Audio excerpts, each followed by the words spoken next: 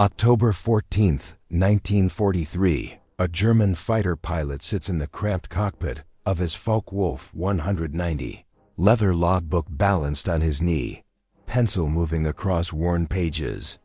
He writes calmly, methodically, recording his 17th heavy bomber kill like a grocer tallying inventory. Below him, another B-17 flying fortress corkscrews toward Earth, trailing thick ropes of black smoke, its wings shredding, its crew already dead or dying in the freezing air. Through scratched plexiglass, he watches the surviving fortresses tighten their formation.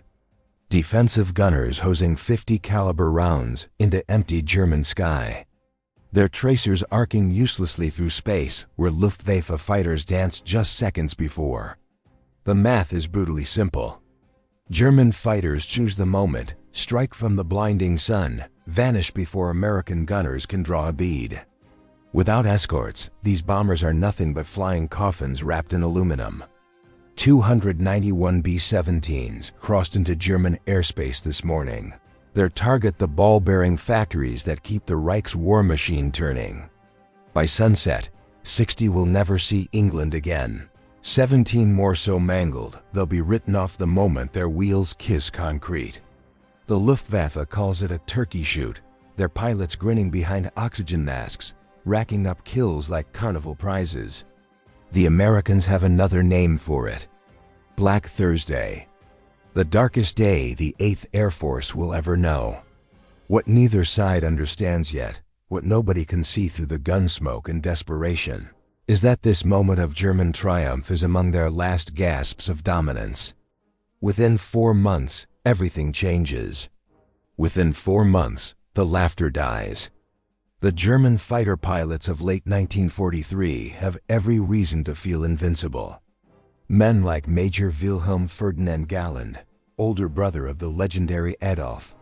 Like Hermann Göring's favored Georg Peter Eder, like the relentless Major Walter Dahl. They've turned bomber interception into an art form. A science of destruction refined through months of successful slaughter. They've studied the American combat box formation, 18 to 21 bombers arranged in three-dimensional defensive patterns, and they've found its throat. Each B-17 bristles with 1350 caliber machine guns, in theory covering every angle of approach, every vector of attack. In practice, German pilots have mapped the blind spots, the weak points in the nose, the limited ammunition that runs dry after sustained combat, and most importantly, the psychological breaking point where American gunners stop aiming and just start praying. Hauptmann Heinz Nock, commanding 5 per JG-11, has perfected the head-on attack that exploits the B-17's weakest defensive position like a surgeon finding an artery. On February 26, 1943, he shot down his first heavy bomber, a B-24 Liberator named Maisie, her crew's luck running out at 23,000 feet. By October, he's destroyed 16 more, each kill recorded with dramatic precision. His technique is elegant in its violence. Approach from 12 o'clock high, diving through the formation at 400 miles per hour. Fire a 2-second burst aimed at cockpit and engines where the pilots sit exposed behind thin glass. Then break away hard before the top turret gunners can track your blur. The statistics paint a picture of German mastery. During the first Schweinfurt Regensburg mission on August 17, 1943, the Luftwaffe carved 60 bombers from the sky. 16% of the entire attacking force, blood payment extracted in full. American losses were so catastrophic that deep penetration raids were suspended for weeks. Bomber crews grounded while generals argued strategy and survival rates. When the raids resumed with the second Schweinfurt mission on October 14th, the results were even more devastating, even more lopsided. 77 bombers lost or written off, twisted metal scattered across German countryside. Over 600 airmen killed, captured, or simply vanished into frozen clouds in a single day's butchery. Major Egenmeyer, group commander of 3, JG2, developed the company front attack, 8 Focke-Wulf 190s approaching line abreast. saturating the bomber's defensive fire with multiple simultaneous targets that split American attention and amplify panic. The psychological impact is devastating, primal. American gunners faced with 8 fighters approaching head-on at a combined closing speed of 600 miles per hour have mere seconds to choose targets. And in that panic, most shoot at nothing, their tracers stitching empty sky while German cannons tear through aluminum skin and human flesh. The root of American vulnerability lies in cold physics and the tyranny of distance. No Allied fighter in 1943 possesses the range to escort bombers deep into Germany's industrial heartland. The Republic P-47 Thunderbolt, the primary American escort fighter, a massive radial-engined beast, has a combat radius of only 375 miles with drop tanks, enough to reach the German border but no further, leaving bombers naked over the most dangerous territory. The twin-engine Lockheed P-38 Lightning can fly further on paper, but suffers catastrophic mechanical problems at high altitude in European cold. Engines seizing, controls freezing, pilots wrestling dead aircraft toward emergency landings they'll never make.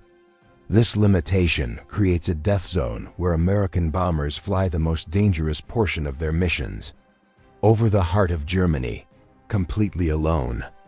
Without fighter protection, like sheep wandering into wolf territory at dusk, German fighters simply wait beyond the range of Allied escorts, tracking bomber streams on radar, calculating fuel consumption, then attacking with overwhelming concentrated force the moment the protective fighters turn back toward England.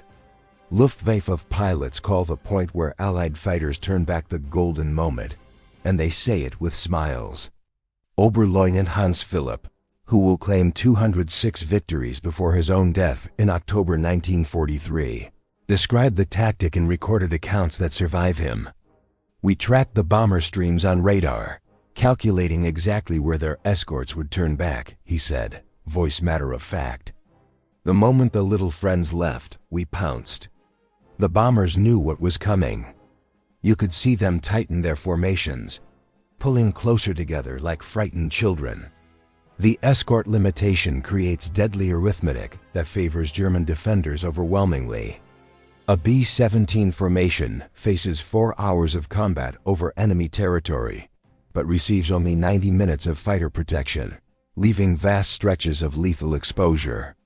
German fighters can attack, land at nearby fields, refuel, rearm, and attack again while the same bombers are still struggling homeward, burning fuel, losing altitude, bleeding crew members. Some Luftwaffe pilots fly 3 or 4 sorties against a single raid, multiplying their effectiveness, racking up kills like a video game scoring system designed by death itself. The P-51 Mustang's development begins not as an American initiative, but as a British request born from desperate need.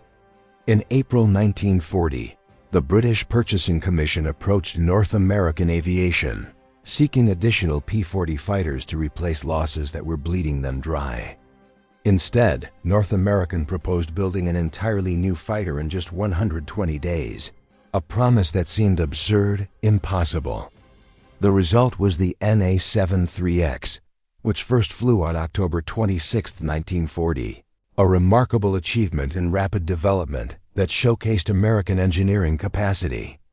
Initially powered by an Allison V1710 engine, the early Mustang excelled at low altitude, fast and nimble down on the deck, but struggled above 15,000 feet, precisely where bomber escort was desperately needed.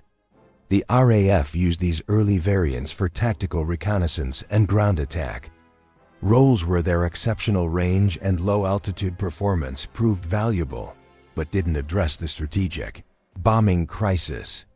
The transformation that changes everything comes from an unlikely marriage of American and British engineering genius.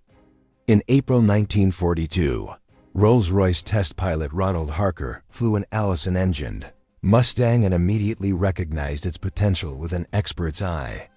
The airframe was superb, he realized, aerodynamically cleaner than even the legendary Spitfire slicing through air like a blade.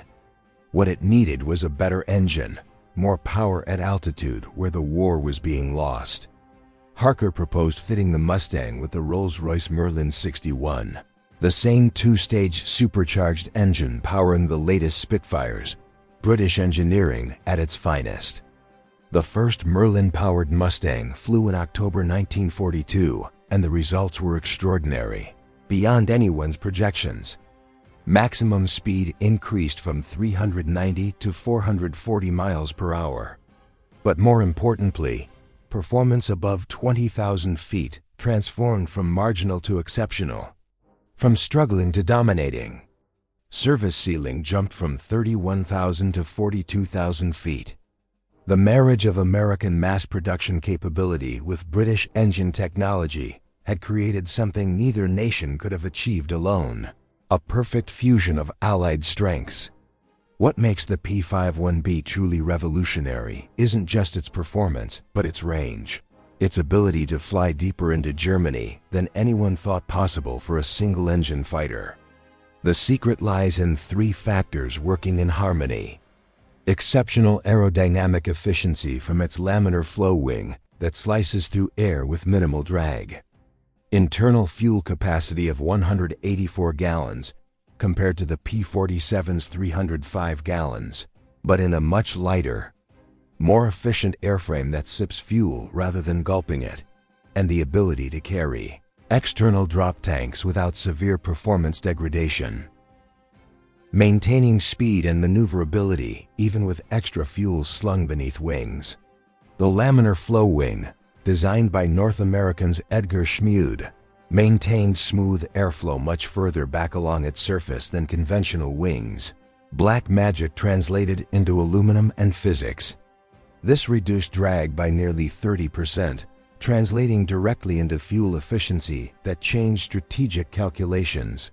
While a P-47 burned 100 gallons per hour in cruise flight, guzzling fuel like a drunk at an open bar, a P-51 consumed only 65 gallons at the same speed, sipping efficiently. When 75-gallon drop tanks were added to the P-51B in early 1944, combat radius extended to 650 miles, reaching deeper into Germany. With 108-gallon tanks introduced in March 1944, radius stretched to 850 miles, enough to reach Berlin, engage in 20 minutes of combat, and return to England with fuel to spare. No other single-engine fighter in the world can match this combination of range and performance.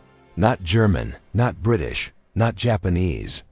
The 354th Fighter Group, nicknamed the Pioneer Mustang Group with pride they'll carry forever, received the first P-51BS in November 1943. Based at Boxted in Essex, gray English skies overhead, they were technically part of the 9th Air Force, but were immediately tasked with supporting 8th Air Force strategic bombing missions that were bleeding crews daily. Their commander, Colonel Kenneth Martin, had just days to convert his pilots from P-47s to the new fighter, barely enough time to learn the cockpit layout. Lieutenant Colonel Glenn Duncan, who would later command the 353rd Fighter Group, flew one of the first orientation flights, and the memory stayed with him forever. "The moment I lifted off, I knew we had something special," he recalled years later. The Mustang handled like a sports car compared to the truck-like Thunderbolt. It was responsive, fast, and most importantly, it could fly forever. The first P-51B combat mission came on December 1, 1943, a fighter sweep over Belgium and France, testing the aircraft in combat conditions. The first escort mission followed on December 5 to Amiens, a relatively short-range raid designed more as proof of concept. 16 P-51BS accompanied the bombers, more as a combat test than a full escort mission, everyone holding their breath. They encountered no enemy fighters that day, but the mission proved the aircraft's basic suitability for high-altitude escort work, its ability to maintain formation at bomber speeds without burning excessive fuel. December 13th brought the first long-range escort mission to Kiel, 490 miles from base, previously impossible for Allied fighters, a distance that had been an impenetrable barrier. The psychological impact on both sides was immediate and profound. German pilots intercepting what they expected to be unescorted bombers over northern Germany were shocked, genuinely stunned, to encounter aggressive American fighters deep in Reich territory, where no American fighters should exist. The final week of 1943 saw intensified operations as the 8th Air Force tested the Mustang's capabilities systematically. On December 20th, P-51 Mustang escorted bombers to Bremen, claiming 3 German fighters without loss, a small victory that hinted at larger transformations coming. The Luftwaffe, still adjusting to the new threat, continued using their standard tactics of waiting for escorts to leave, not yet understanding that the rules had changed. But the escorts weren't leaving, they were pushing deeper, staying longer. German pilots initially mistook the P-51B for the P-47 at distance, expecting them to turn back at any moment according to established patterns. When the Mustangs continued east past the P-47's maximum range, confusion turned to alarm that rippled through German fighter units. Radio chatter intercepted by Allied intelligence revealed German controllers repeatedly asking their pilots to confirm fighter types and positions, unable to believe, refusing to accept, that Allied escorts had reached so far into Germany. Major Klaus Mietusch, commanding 3 per JG-26, recognized the strategic implications immediately after landing from a December 30th interception where Mustangs had pursued his fighters all the way to their landing approach, hunting them like prey. He reportedly told his pilots, faces still pale from combat, "The air war has fundamentally changed. Our sanctuary no longer exists." March 4, 1944, 25,000 feet above Brandenburg. The air so cold it burns exposed skin through scattered clouds below.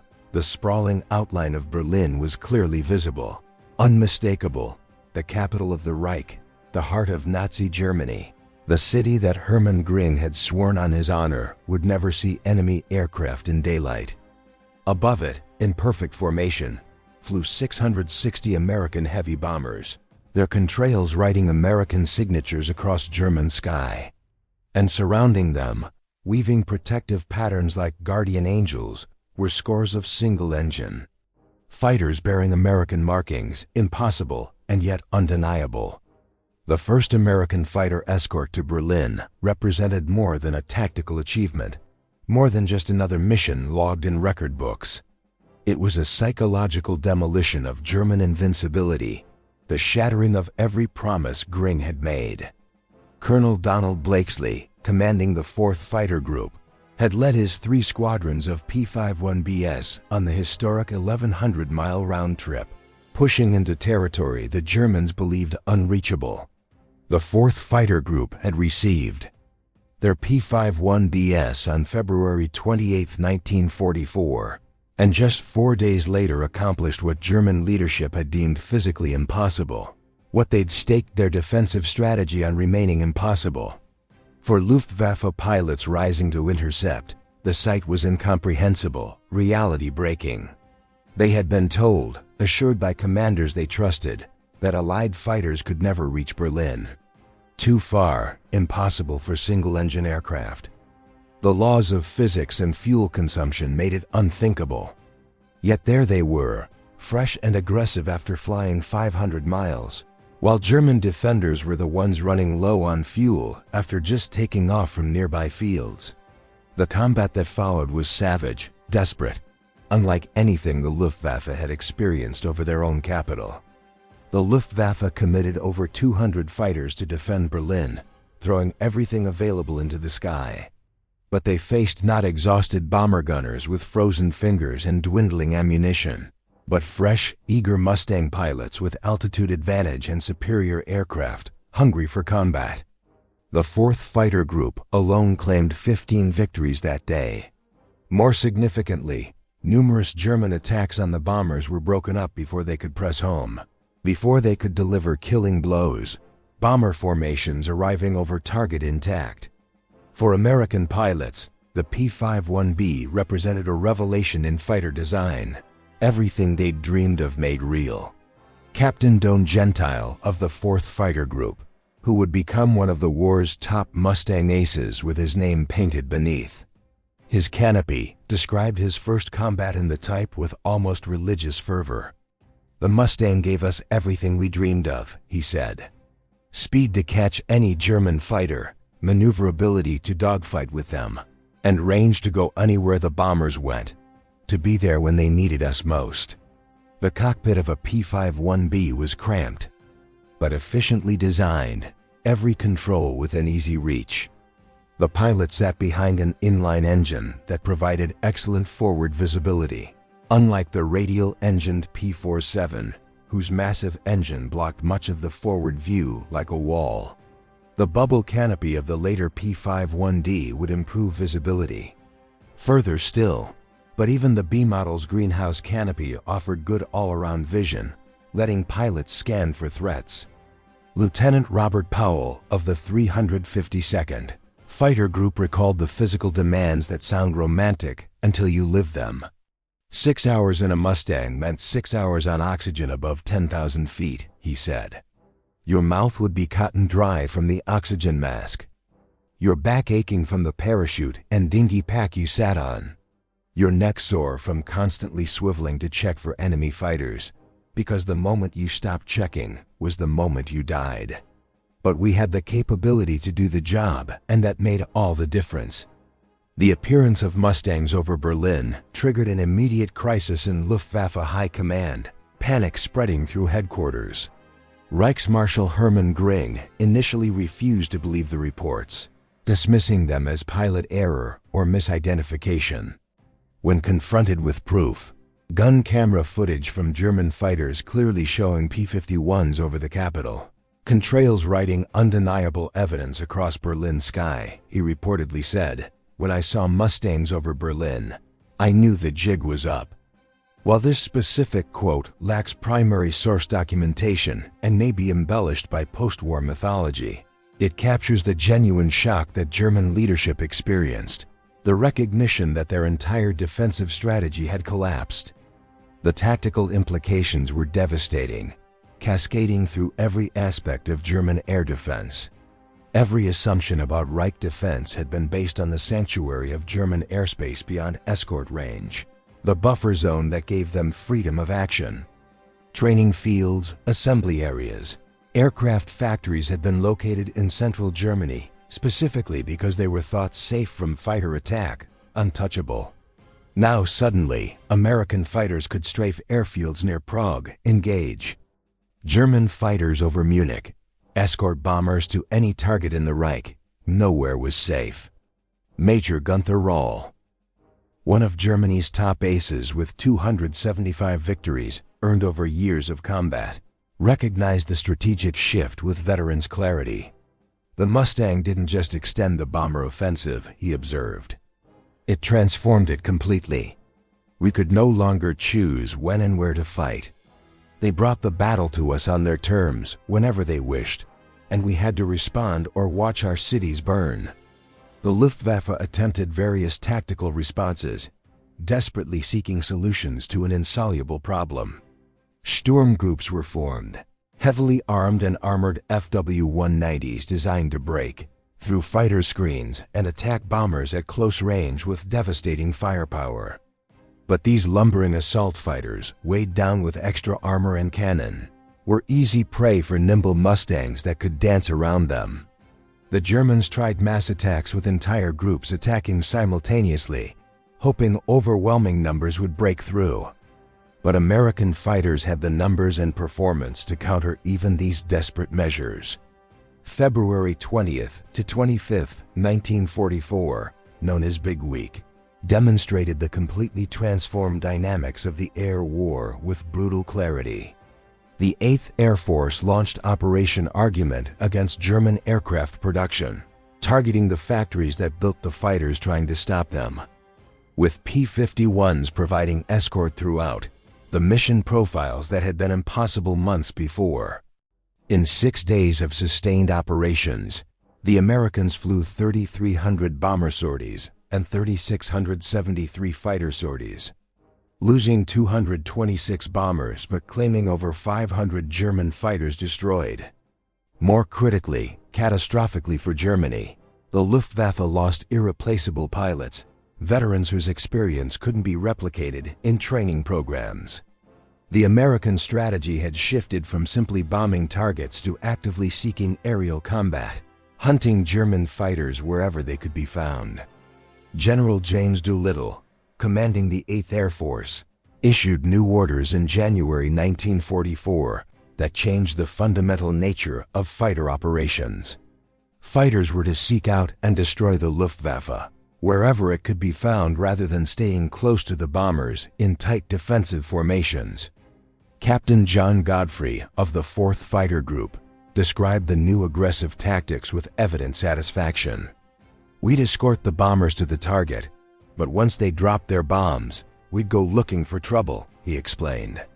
"We'd dive to the deck, shoot up airfields, catch German fighters landing or taking off when they were most vulnerable." The mathematics of attrition now favored the Allies overwhelmingly, unsustainably for Germany. In January 1944, the Luftwaffe lost 1,311 pilots. In February, 2,121. In March, 2,115. Bleeding experienced pilots faster than training schools could replace them. These losses included many irreplaceable expert veteran pilots with years of combat experience, men whose skills had been honed through hundreds of missions. American losses, while significant and mourned, could be replaced by massive training programs producing 11,000 new pilots monthly, an industrial production line of aerial warriors. The P-51 represented more than just extended range, more than a single technological advancement. It showcased American industrial and technological superiority, the ability to solve problems through innovation and production.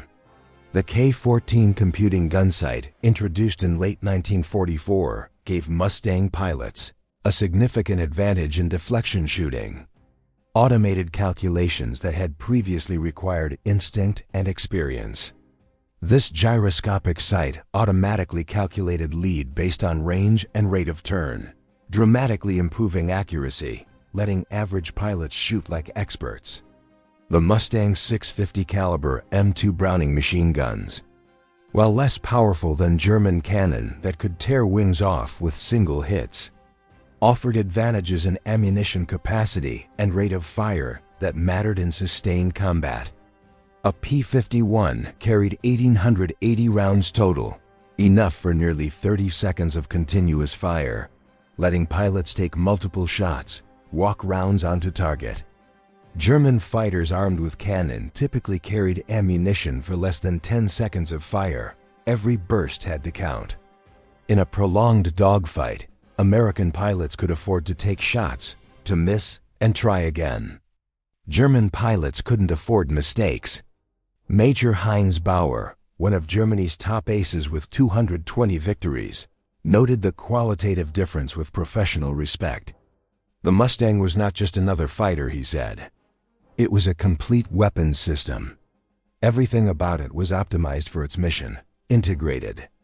We had excellent aircraft, but nothing that combined all elements so effectively, nothing that balanced range, performance, and firepower so perfectly." Behind the statistics, beneath the numbers and kill ratios, lay human tragedy on an unprecedented scale that defied comprehension. Young men on both sides, many barely out of their teens. Boys playing at being warriors, fought desperate battles 6 miles above the earth in temperatures of -50 degrees Fahrenheit where exposed skin froze in seconds. The lucky ones died instantly, never knowing what hit them. Others endured horrific burns from aircraft fires, traumatic amputations from cannon shells that tore through cockpits, or slow deaths descending in parachutes riddled with bullet holes, watching the earth rise to meet them. Lieutenant William Wisner of the 352nd Fighter Group shot down a Bf-109 on March 8, 1944, and watched its pilot bail out, parachute blossoming white against gray sky. His parachute opened, but he was on fire, Wisner recalled, the memory haunting him decades later. I could see him trying to beat out flames on his flight suit as he descended, failing. There was nothing anyone could do. We just had to watch him burn. German pilot Walter Schuck of JG-7 described the changing nature of combat with weary resignation. In 1943, we were knights of the air, he said, jousting with bombers in something approaching fair combat, rules everyone understood. By 1944, we were being pursued, relentlessly hunted. Mustangs would follow us down to our airfields, circle overhead while we tried to land, then attack when we were most vulnerable. There was no safety anywhere, no sanctuary, not even over our own bases. The psychological toll was devastating, breaking men who'd survived years of combat. Luftwaffe pilots who had been confident, even cocky, in 1943 became increasingly fatalistic by mid-1944, flying missions they knew they wouldn't return from. Letters home, censored by German authorities but preserved in archives, revealed deepening despair that words struggled to capture. One pilot wrote in April 1944, his handwriting shaky, "We take off knowing most of us won't return. The Americans are everywhere, always above us, always with more fuel, more ammunition, more everything." As spring turned to summer in 1944, as days lengthened and weather improved, the Mustang's range enabled a strategic campaign that would cripple the German war machine more effectively than any bombing of cities. The systematic destruction of oil production, targeting the lifeblood that kept tanks moving and fighters flying. Synthetic oil plants at Luna, Plitz, and Brux, previously beyond escort range and therefore untouchable, now faced regular precision attacks with full fighter protection, bombers arriving unmolested. The impact was catastrophic for the Luftwaffe, strangling operations. Aviation fuel production fell from 175,000 tons in April 1944 to 30,000 tons in July, then to just 10,000 tons in September, barely enough for defensive operations. Training flights were curtailed, then eliminated entirely, new pilots arriving at combat units with no advanced training. New pilots arrived at combat units with as few as 50 hours total flight time, barely able to take off and land safely, compared to American pilots with 300 to 400 hours who'd mastered their aircraft. Oberst Johann Steinhoff, commanding JG-7, described the crisis with bitter frustration. "We had the world's first operational jet fighter, the Me-262, capable of 540 miles per hour, he said, faster than anything the Allies could field. But we could barely fuel them for combat missions. I watched helplessly as dozens of these superb aircraft sat idle on dispersal hardstands, while Mustangs roamed freely overhead, complete masters of the sky." June 6, 1944 D-Day demonstrated the complete reversal of air superiority with numbers that told the story.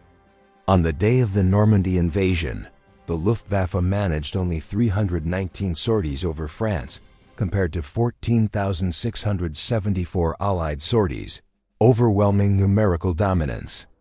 Only 2 German fighters appeared over the invasion beaches, where thousands of Allied soldiers waded through surf. Mustangs and other Allied fighters had established such complete dominance that the invasion proceeded under an aerial umbrella virtually unchallenged by German aviation, soldiers looking up at friendly skies. Oberstleutnant Joseph Pips Priller, commanding JG-26, flew one of those 2 sorties with his wingman, Unteroffizier Heinz Waterchick, a suicide mission disguised as duty. Making a single strafing run along Sword Beach, machine guns blazing, Priller later described the mission as suicide disguised as duty, 2 men against thousands. They survived only because Allied fighters were too surprised to react quickly to the lone pair of FW-190s that appeared and vanished like ghosts. The Mustang's role extended beyond escort to active fighter bombing. Ground attack missions that brought the war to German soil. P-51 pilots became adept at train busting, destroying locomotives with their .50 caliber guns that could penetrate boilers and send steam erupting. A single Mustang could carry 2 500-pound bombs or 10 5-inch rockets in addition to its guns, making it a formidable ground attack aircraft that could strike targets of opportunity. Captain Charles "Chuck" Yeager, who would later break the sound barrier and become an American legend, flew P-51s with the 357th Fighter Group, racking up kills. On October 12, 1944, he shot down 5 Bf-109s in a single mission, an ace in a day. But he also described the moral complexity that haunted thoughtful pilots. "We went from protecting bombers to attacking anything that moved," he said quietly. "We'd strafe trains knowing they might be carrying civilians, women and children. It was total war, and the Mustang gave us the capability to take that war anywhere in Germany, to every village and farm." Germany's technological response came in the form of revolutionary jet fighters that represented quantum leaps in performance. The Messerschmitt Me-262 and the rocket-powered Me-163 Comet. The Me-262, capable of 540 miles per hour, was nearly 100 miles per hour faster than the P-51D, able to slash through formations like a knife. In the hands of experienced pilots, it could slash through bomber formations and escape before Mustangs could react, gone before defenders could pursue. Yet even these technological marvels, these glimpses of future warfare, couldn't reverse the tide that had already turned. Adolf Galland, flying an Me-262 with JV-44 in 1945, elite veterans in advanced aircraft, shot down 7 Allied aircraft but recognized the futility with veterans' clear-eyed assessment. "We were like a few tigers facing hundreds of wolves," he observed. For every Me-262, the Americans had 50 Mustangs, overwhelming numbers. And Mustangs could loiter over our airfields, attacking jets when they were most vulnerable during takeoff and landing, when speed advantage meant nothing. The jet engines of 1944 to 1945 were temperamental, finicky machines requiring careful throttle management and long runways, limitations that negated their speed advantage. Mustang pilots learned to exploit these weaknesses systematically. Lieutenant Urban Drew of the 361st Fighter Group shot down 2 Me-262s on October 7, 1944. By catching them in the landing pattern, vulnerable and slow. The jets, low on fuel, and with throttles reduced for landing, were helpless against the diving Mustangs. Speed advantage evaporated. By early 1945, as winter gave way to spring and Germany's collapse accelerated, the arithmetic of air combat had become impossible for Germany, unsustainable. The United States produced 15,486 P-51s during the war, with approximately 8,000 serving in Europe, an avalanche of aircraft.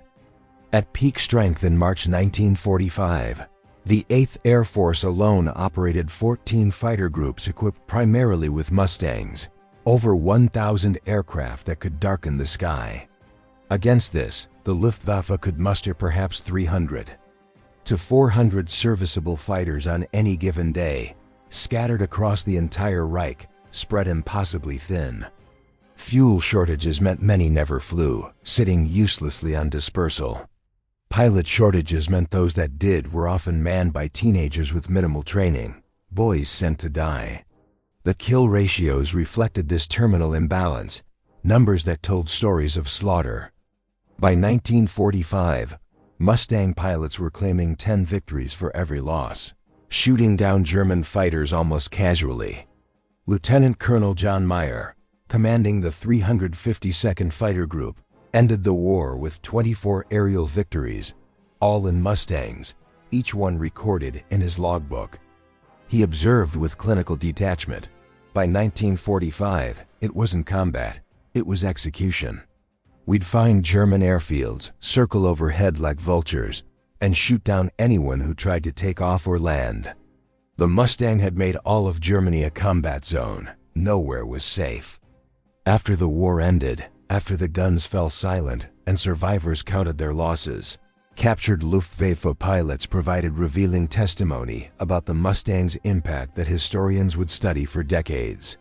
General der Jagdflieger Adolf Galland, in his memoirs written with the clarity of retrospect, wrote, "The P-51 was perhaps the most significant fighter aircraft of World War II.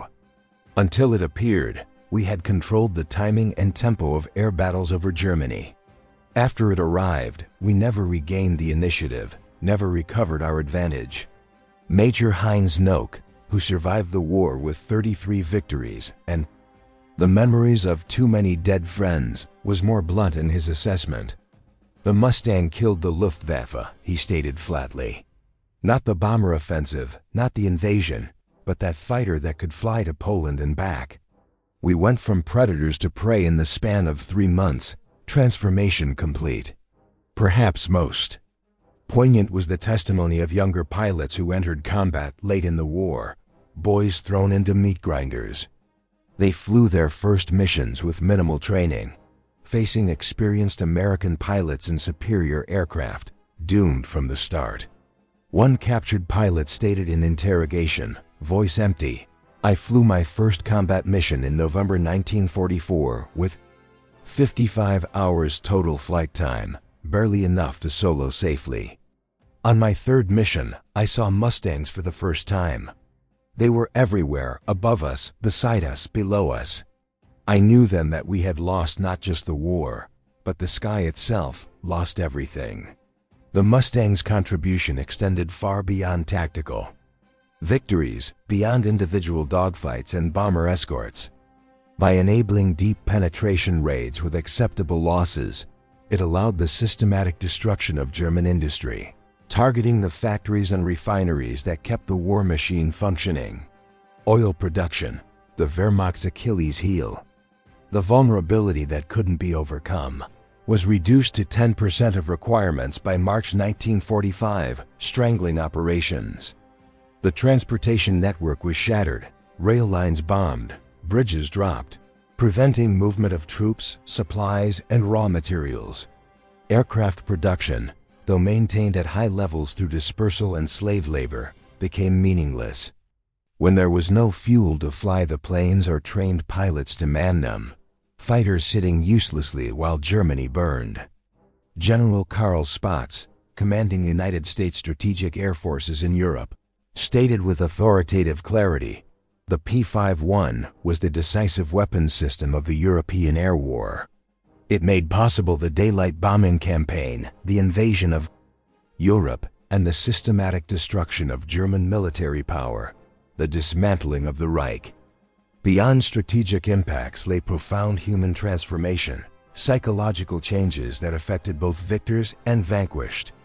German pilots who had entered combat in 1943 as confident warriors, believers in German superiority, emerged from the war, if they survived, as changed men, illusions shattered. Many spoke of specific moments when they realized the war was lost, almost always connected to their first encounter with Mustangs deep over Germany, where American fighters shouldn't exist, where they'd been promised safety. Some German pilots experienced a different transformation, from enemy to admirer, recognizing quality when they saw it. Many Luftwaffe veterans, after witnessing American material superiority and the humane treatment of prisoners that contradicted propaganda, questioned everything they had been told about their enemies, about the war, about themselves. The contrast between Nazi propaganda and reality proved devastating to morale and ideology alike, cracks spreading through belief systems. The P-51 represented a watershed in fighter design, influencing aircraft development for decades after the war ended. Its laminar flow wing demonstrated the potential for dramatic drag reduction, aerodynamic efficiency that became standard. The integration of British engine technology with American airframe design established a model for international cooperation that would continue through NATO and other alliances, partners combining strengths. The Mustang's range achievement changed.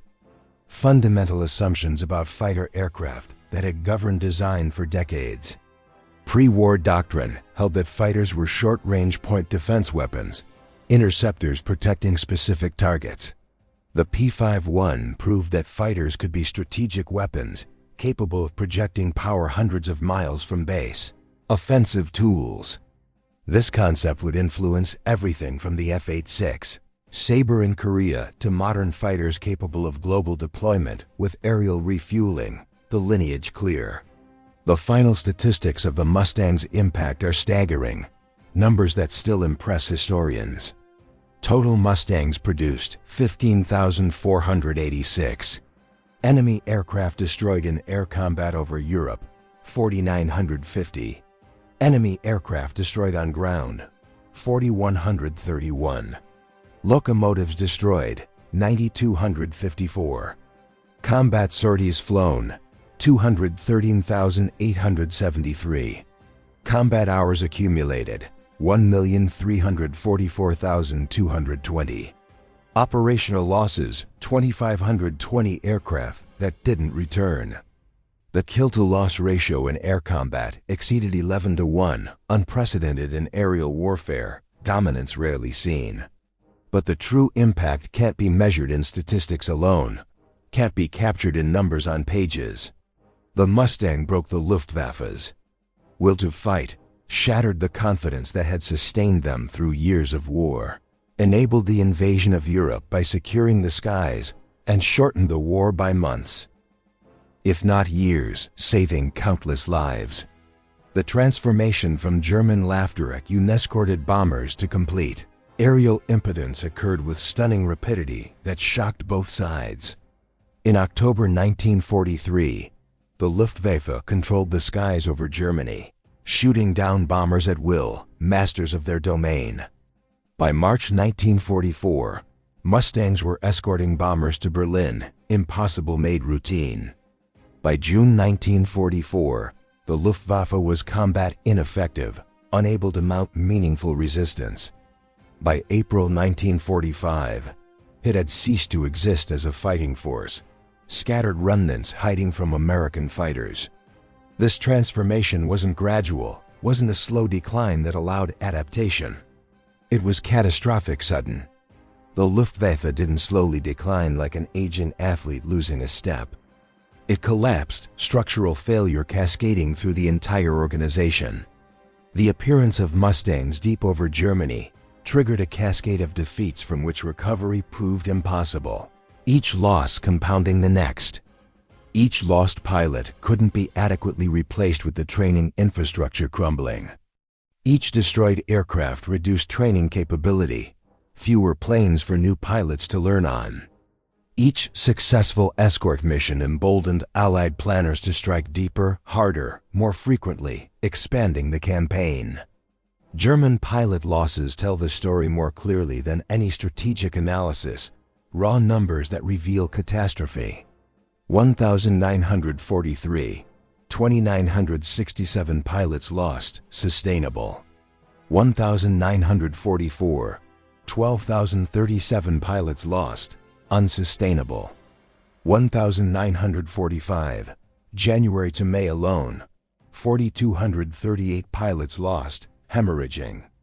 Average pilot experience plummeted as veterans died and replacements arrived greener.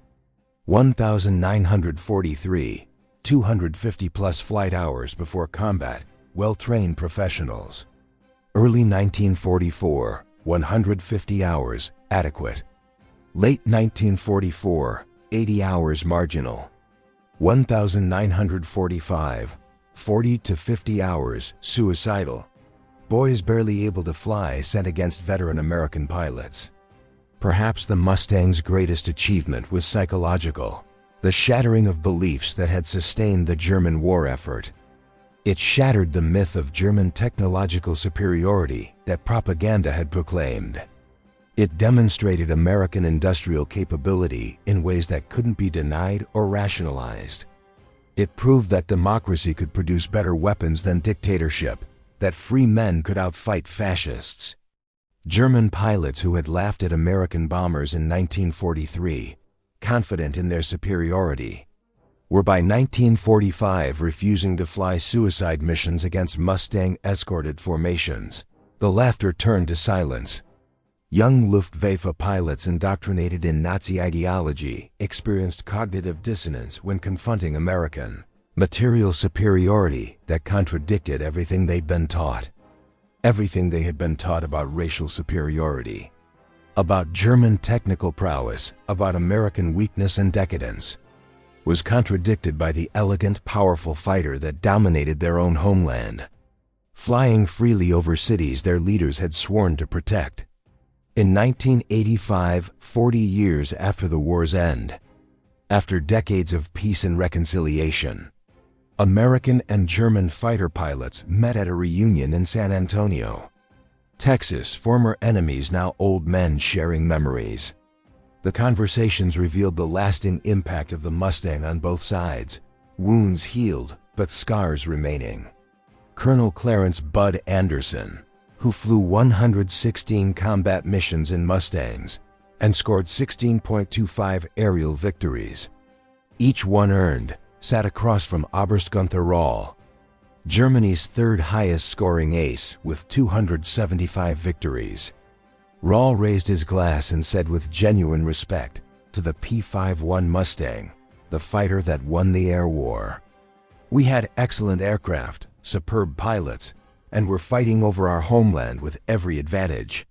But you had the Mustang, and that made all the difference. That changed everything." Walter Schuck, who had transitioned from FW-190s to Me-262 jets, watching technology evolve while his side lost, added with weary acceptance, "We went from laughing at unescorted bombers to taking cover from Mustangs in just 4 months. No military force has ever experienced such a complete reversal, such sudden transformation." Former Luftwaffe General Johann Steinhoff, his face still bearing scars from his Me-262 crash in April 1945, burns that marked him forever, reflected with the wisdom of age. "We laughed at your bombers in 1943 because we could not imagine that America could produce a fighter with the range to escort them to Berlin. It seemed physically impossible. The P-51 Mustang taught us the danger of underestimating one's enemies, a lesson purchased in blood. You ask when we knew the war was lost," Steinhoff continued, voice quiet. "It was that day in March 1944 when we looked up and saw Mustangs over Berlin, contrails riding doom across our sky. At that moment, every German pilot knew the truth, even if we couldn't speak it. We had already lost, the rest was just dying." The transformation from German pilots laughing at unescorted American bombers to cowering from Mustang fighters represents one of the most complete reversals in military history. A case study in how technology and production can shift power. In less than 6 months, from October 1943 to March 1944, a blink in strategic time, the Luftwaffe went from dominant to defeated, from predator to prey, from confident to condemned. Transformation complete. The P-51 Mustang was the catalyst for this transformation, the lever that moved the world. But it represented something larger than aluminum and engine, something more significant than range and speed. American industrial might, the ability to produce thousands of complex machines. Democratic cooperation between allies, British engines and American airframes. And the power of technological innovation driven by necessity rather than ideology, solving problems rather than following dogma. German pilots who had been taught that American democracy made the nation weak, soft, discovered instead a society capable of unprecedented unity and production, strength they'd never anticipated. The laughter of German pilots in October 1943 was based on reasonable assessment of technical limitations, not arrogance. No single-engine fighter had ever demonstrated the range necessary to escort bombers from England to Berlin and back. Physics seemed to forbid it. What they failed to anticipate was American problem-solving capability, the refusal to accept impossible as an answer. The successful marriage of American and British technology, allies combining strengths, and the industrial capacity to produce thousands of superb fighters in months rather than years, assembly lines running 24 hours. When Mustangs appeared over Berlin on March 4, 1944, silver fighters where none should be, the laughter stopped forever, choked off. In its place came terrible recognition that everything German pilots had believed about their enemies, their own superiority, and the likely outcome of the war had been wrong, fundamentally mistaken. The P-51 Mustang didn't just win the air war through tactical victories. It shattered illusions that had sustained the German war effort. It destroyed myths of Aryan superiority. It proved that technological superiority in war comes not from ideology or racial theories, but from industrial capacity, international cooperation, and democratic innovation, free minds solving problems. The German pilots who survived the war, who lived to old age and memories, never forgot the lesson purchased in fire and blood. In memoirs, interviews, and reunions spanning decades, they consistently identified the arrival of Mustangs over Germany as the moment they knew the war was lost, the turning point. Not the invasion of Normandy with its thousands of ships, not the fall of Berlin with Russian tanks in the streets, but that moment when American fighters appeared where they couldn't be, shouldn't be, escorting bombers to the heart of the Reich with fuel to spare for combat, hunting German fighters over German soil. The P-51 Mustang remains 79 years later the ultimate symbol of American aerial supremacy in World War II, an icon of victory. The aircraft that silenced the laughter and ended the Reich's mastery of its own skies, that turned predators into prey.